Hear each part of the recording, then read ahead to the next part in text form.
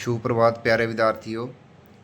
हाँ जी बेटा जी, मैं आपको हिंदी व्याकरण से बहुत ही इम्पोर्टेंट टॉपिक जो कि वर्ण विचार वाला है, तो वो मैं आपको आज करवाने जा रहा हूँ। तो सभी बच्चों ने बहुत ही ध्यानपूर्वक सुनना है और समझना है। बेटा वर्ण विचार है जो, तो एक तरह से हिंदी व्याकरण की एक सीढ़ी है, एक पौड़ी है। तो आप बहुत अच्छे तरह से अगर इसको समझ गए तो ये आपको हिंदी व्याकरण में बहुत ही हेल्पफुल, बहुत लाभदायक रहेगा। तो बेटा हम वर्ण विचार के बारे में समझते हैं। तो क्योंकि जो हिंदी व्याकरण की नींव है तो वो वर्ण विचार पे ही टिकी हुई है, क्योंकि भाषा, बोली, लिपि, व्याकरण के बाद ही वर्ण विचार का टॉपिक आता है। तो इसमें आपको बहुत अच्छी तरह से समझना है और आपको वीडियो को स्किप नहीं करना है।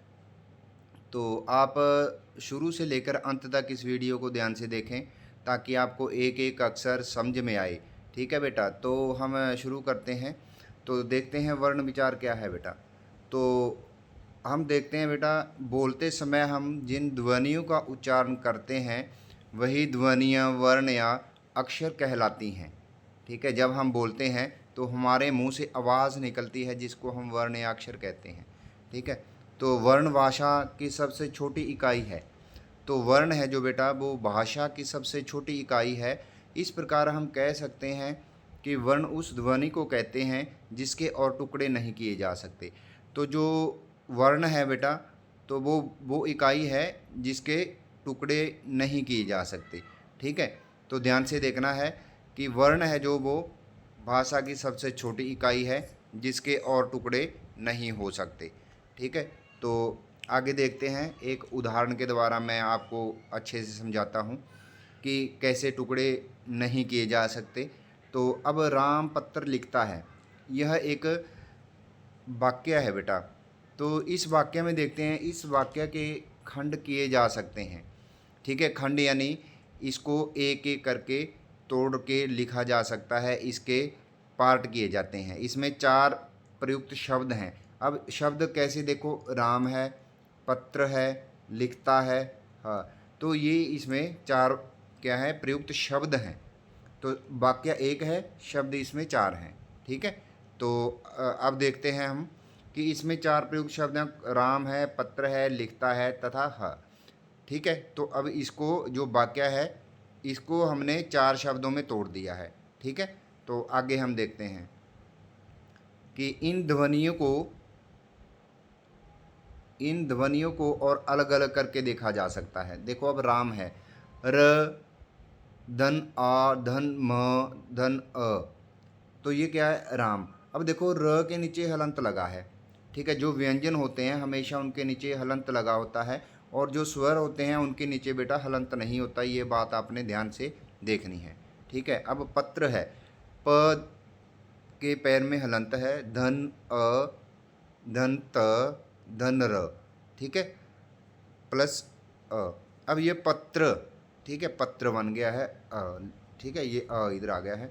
आगे लिखता है, ल, धन छोटी ई, धन ख, धन अ, धन त, धन आ।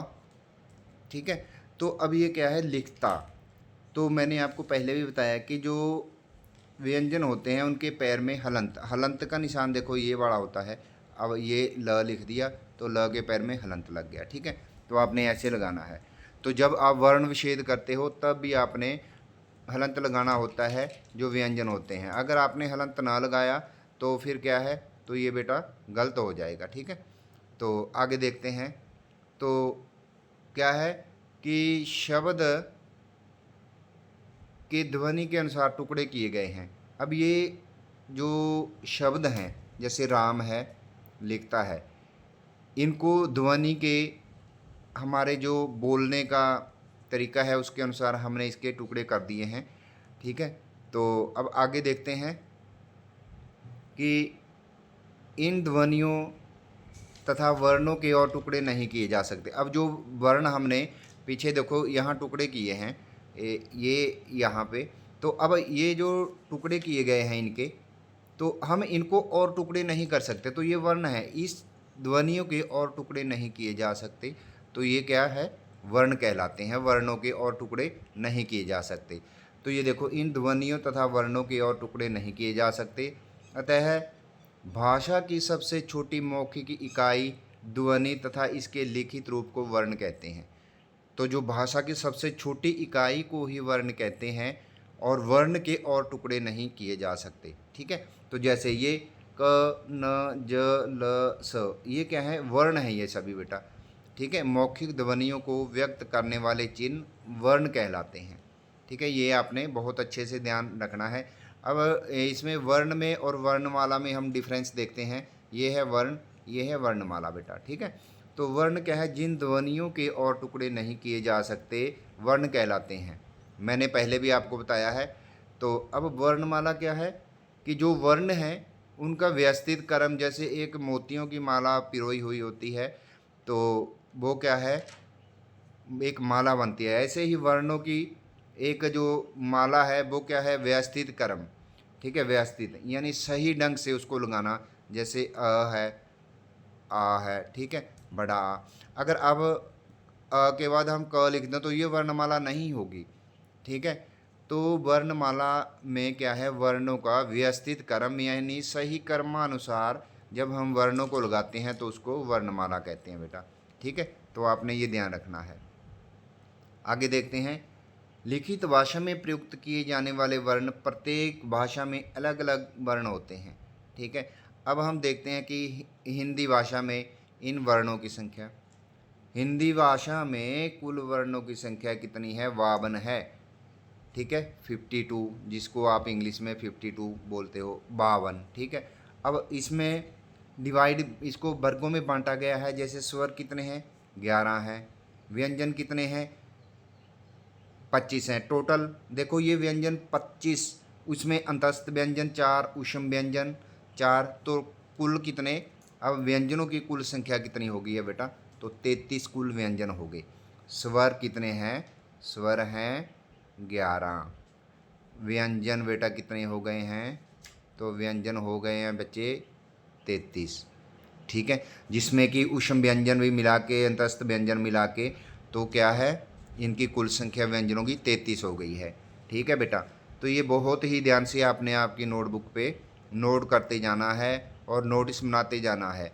क्योंकि बच्चे ये जो वर्ण है, वर्णमाला है, वर्णों का चैप्टर है, तो ये आपको बहुत आगे कक्षाओं में, देखो ये सभी कक्षाओं में काम आता है बेटा। ठीक है, तो ये बहुत ध्यान से पढ़ना है आपने।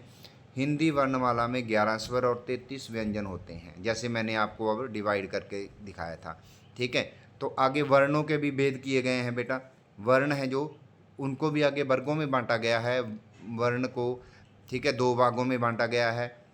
कौन कौन से, स्वर और व्यंजन। अभी स्वर है, व्यंजन है, तो इनके बारे में हम विस्तार से पढ़ेंगे।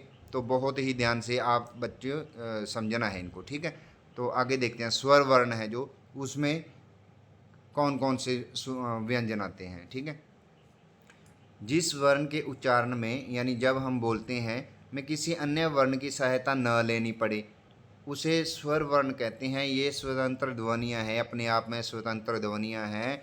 इसमें किसी भी दूसरी वर्ण की सहायता नहीं लेनी पड़ती जब इसको उच्चारण किया जाता है। ठीक है बेटा, तो ये बहुत ही ध्यान से आपने देखना है, सुनना है, समझना है। तो स्वर वर्णों की संख्या 11 है, अभी मैंने बताई थी। तो ये बहुत ही इम्पोर्टेंट है कि ये कौन कौन सी संख्या, बहुत ही महत्वपूर्ण है कि ये 11 है जो, ये कौन कौन से हैं, ये आपने याद रखने होते हैं। ठीक है, कि स्वर हैं तो इनकी संख्या 11 है। 11 में कौन कौन से वर्ण आते हैं। ठीक है, तो अभी आगे देखते हैं हम, अभी उच्चारण की दृष्टि से, कि स्वरों के भी आगे 3 भेद होते हैं। ठीक है, ह्रस्व स्वर, दीर्घ स्वर, प्लुत स्वर, ये भी आपने याद रखने हैं। इन्हीं को मिला के 11 स्वर बनते हैं। जो ह्रस्व स्वर हैं 4 इनकी संख्या है, 7 इनकी संख्या है बेटा दीर्घ स्वर की। अब प्लुत स्वर में क्या आता है, इन दोनों को मिला के इनकी आवाज़ है वो 2-3 गुना और बढ़ जाती है आगे जाकर। ठीक है, तो अभी हम इनके बारे में थोड़ा डिटेल से पढ़ते हैं। तो ह्रस्व स्वर क्या है, इनके उच्चारण में सबसे कम समय लगता है बेटा। ठीक है, क्योंकि अ, ई, उ, री ये क्या है, ह्रस्व स्वर। ठीक है, ये आपने याद रखने हैं, ये इनकी संख्या 4 है बेटा। ठीक है, आगे दीर्घ स्वर। दीर्घ स्वर में देखते हैं हम दीर्घ स्वर की संख्या कितनी है। दीर्घ स्वर कौन से होते हैं, इनके उच्चारण में ह्रस्व स्वर के उच्चारण से दुगना समय लगता है, 2 गुना समय। ठीक है, ये संख्या में कितने हैं, 7 हैं। बड़ा आ, बड़ी ई, बड़ा ऊ, छोटी ए, बड़ी ए, ओ, औ। ठीक है, तो इनकी संख्या कुल 7 होगी। अब 11 स्वर हो गए। ठीक है, तो आगे देखते हैं, इनमें प्लूत स्वर हैं, तो प्लूत स्वर में क्या है। आगे प्लूत स्वर, इनके उच्चारण में ह्रस्व स्वर और दीर्घ स्वरों के उच्चारण से 3 गुना समय लगता है, 3 गुना। ठीक है, कैसे कि 3 मात्राओं का वक्त लगता है, 3 मात्राओं का समय लगता है, इनको प्लूत स्वर कहा जाता है। वे अक्सर दूर से किसी को बुलाने अथवा पुकारने के लिए इनका उपयोग किया जाता है। इनका चिन्ह, चिन्ह देखते हैं बेटा इनका। ठीक है, तो इनका चिन्ह, अब एस जो इंग्लिश का अक्षर है एस के समान होता है, जैसे ओम ऐसे। ठीक है, अब ये ओम हो गया। तो इसमें क्या है, थोड़ा लंबी ताल में, लंबी लय में इसका उच्चारण किया जाता है बेटा। ठीक है, अब इसमें देखो उदाहरण है, सुनो, ओम, राम ऐसे। ठीक है, तो इसका लंबी लय में उच्चारण किया जाता है। अब इसके बाद बेटा इसमें आते हैं अनुस्वार। ठीक है, तो अनुस्वार का चिन्ह कौन सा होता है, ये देखो मैं आपको बताता हूँ कि ये अनुस्वार का जो ये इसको सिरोरेखा बोलते हैं। ठीक है, जो हम लाइन लगाते हैं ऐसे, तो इसको सिरोरेखा बोलते हैं। इसके ऊपर जो बिंदी बोलते हैं बच्चे, बिंदी नहीं आपने बोलनी, पर ये अनुस्वार होता है। ठीक है, तो कई बच्चे इसको इग्नोर कर देते हैं बेटा, ये बहुत ही, इससे अगर आप ना लगाओगे तो इसका अर्थ और ही बन जाता है। तो बिंदी बोलते हैं जिसको, अनुस्वार, इसका अपना विशेष महत्व है, विशेष स्थान है। तो ये आपने बहुत ही ध्यानपूर्वक लगाना होता है। ठीक है, तो अब देखते हैं बेटा ये अनुस्वार, इसका चिन्ह सिरोरेखा के ऊपर बिंदु के रूप में लगाया जाता है, जिसको बिंदु बोलते हैं हम। ये सिरोरेखा लाइन होती है जो जिसके लाइन के ऊपर हम लिखते हैं। ठीक है, तो उस सिरोरेखा के ऊपर ये बिंदी लगी होती है। इसका उच्चारण करते समय हवा नाक से बाहर निकलती है, जैसे हंस, गंगा, रंग आदि। तो ये नाक से इसकी आवाज़ बाहर निकलती है। ठीक है, तो आगे बेटा अनुनासिक आया है, अनुनासिक। अब सिरोरेखा के ऊपर ये जिसको हम चंद्र बिंदु बोलते हैं ये। ठीक है, ये गया है, अनुनासिक है। अब सिंपल सी भाषा में इसका देखो, जो अनुस्वार था उसके नाक से वायु बाहर निकलती थी, और अनुनासिक में नाक और मुख दोनों से जो हवा है वो बाहर निकलती है। ठीक है, कैसे, इसका चिन्ह सिरोरेखा के ऊपर, जैसे मैंने पहले बताया, चंद्र बिंदु होता है, तो चंद्र बिंदु के रूप में लगाया जाता है। उच्चारण करते समय हम नाक और मुख से समान दबाव के साथ बाहर निकालते हैं। ठीक है, जैसे चांद, अब चांद ये उदाहरण है। ठीक है, माँ, तो ये क्या है, ये अनुनासिक के उदाहरण है, ये चंद्र बिंदु जिस पे लगने हैं बेटा। ठीक है, आगे बेटा विसर्ग। अब विसर्ग के चिन्ह ये है, देखो 2 डॉट लगते हैं, जैसे बिंदु आप इसको बोलते हैं। इसका क्या है, हल्का सा ह की आवाज़ आती है इसमें, विसर्ग में इस ध्वनि का चिन्ह है। ठीक है, अब ये चिन्ह इस ध्वनि का है, जैसे अतः, हल्का सा ह की आवाज़ आती है, इसका उच्चारण करते समय ह। अब ये देखो ह लिखा है की भांति किया जाता है, जैसे प्रातः, ह हल्की सी आवाज़, पूरी आवाज़ नहीं आनी चाहिए, हल्की सी आवाज़ आनी चाहिए बेटा। ठीक है, तो ये क्या है, विसर्ग हैं। उसके बाद देखते हैं बेटा, अभी मात्राएं हैं जो। ठीक है, स्वरों की मात्राएं देखो, आ की मात्रा है। ठीक है, छोटी ई की मात्रा है। ठीक है बेटा, बड़ी ई की मात्रा है, छोटे ऊ की मात्रा है, बड़े ऊ की मात्रा है जैसे। ठीक है, अब री की मात्रा ऐसे लगाते हैं, ए की मात्रा बेटा ऐसे लगाते हैं, बड़ी आई ऐसे लगाते हैं। ठीक है, तो ये मात्राएं भी बहुत ज़रूरी हैं। ठीक है, अब ओ है, देखो ये, तो ओ की मात्रा बेटा ऐसे लगती है। ठीक है, अब औ की मात्रा ऐसे लगती है। ठीक है, तो आपने ध्यानपूर्वक सभी मात्राओं का उच्चारण करना है और इनको ध्यानपूर्वक देखना है। तो बेटा आगे व्यंजन, हम स्वरों के बारे में पढ़ा है, अनुनासिक अनुस्वार के बारे में पढ़ा है, अब हम व्यंजनों के बारे में पढ़ेंगे बेटा। ठीक है, तो बहुत ही ध्यानपूर्वक आपने इस वीडियो को देखना है, ये आपके बहुत काम आएगी बेटा। तो अभी देखते हैं, जिन वर्णों का उच्चारण स्वरों की सहायता से किया जाता है वे व्यंजन कहलाते हैं। वर्णमाला में व्यंजनों की संख्या 33 है। मैंने पहले आपको एक डायग्राम के द्वारा भी समझाया गया है कि व्यंजनों की संख्या 33 है।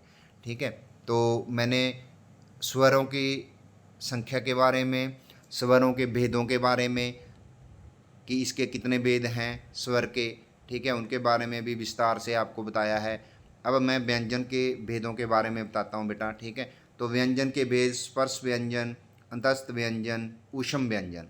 ठीक है, तो ये मेन इसके भेद होते हैं। अब स्पर्श व्यंजन देखो, जब हम बोलते हैं तो हमारी आवाज़ जो स्पर्श करके निकलती है, स्पर्श यानी छूना, जब हमारी आवाज़ गले से निकलती है तो जिन व्यंजनों का उच्चारण करते समय फेफड़ों से निकलने वाली वायु कंठ से, तालु से, मुर्दा से, दांत या होंठों का स्पर्श करती है, उन्हें स्पर्श व्यंजन कहते हैं। यानी जो घिसके हमारे, जो वायु हमारे फेफड़ों से बाहर निकलती है तो वो स्पर्श व्यंजन होते हैं।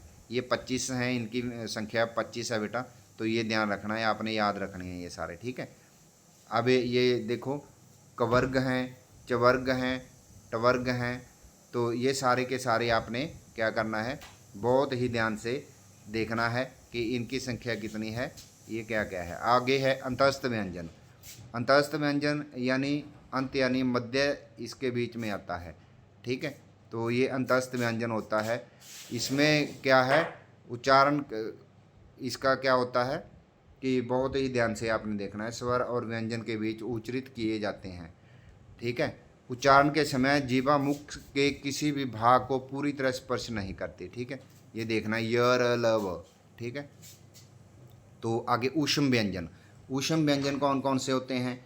ऊष्म यानी जो जब हमारे मुख से गर्म हवा बाहर निकलती है वो ऊष्म व्यंजन होते हैं। ठीक है, स्पर्श व्यंजन जो ऊष्म गर्म हवा श की आवाज़ आती है हल्की सी, इन व्यंजनों के उच्चारण के समय वायु मुख से रगड़ खाकर ऊष्मा पैदा करती है, यानी उच्चारण के समय मुख से गर्म वायु बाहर निकलती है।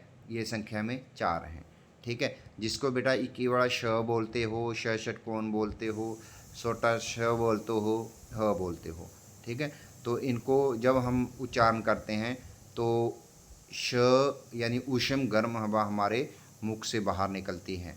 ठीक है, तो बेटा ये वीडियो आपने बहुत ध्यान से देखनी है। तो आज की वीडियो में मैं इतना ही, तो आगे भी मैं आपके लिए बहुत ही अच्छी वीडियो लेकर आऊँगा हिंदी व्याकरण से संबंधित।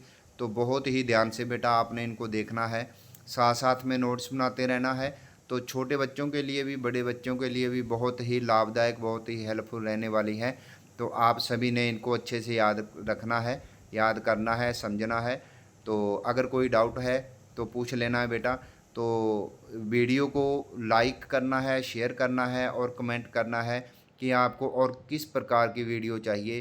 तो चैनल को सब्सक्राइब करें। ठीक है बेटा, क्योंकि हर एक वीडियो जो बनेगी वो आपके पास उसका नोटिफिकेशन जल्दी से पहुंचेगा और आप उस वीडियो को देख सकोगे और उसको समझ सकोगे, ताकि आपकी परीक्षाओं के लिए ये बहुत ही हेल्पफुल हो सके बेटा। ठीक है बेटा, थैंक यू बेटा, आज के लिए इतना ही है। Okay, take care, bye.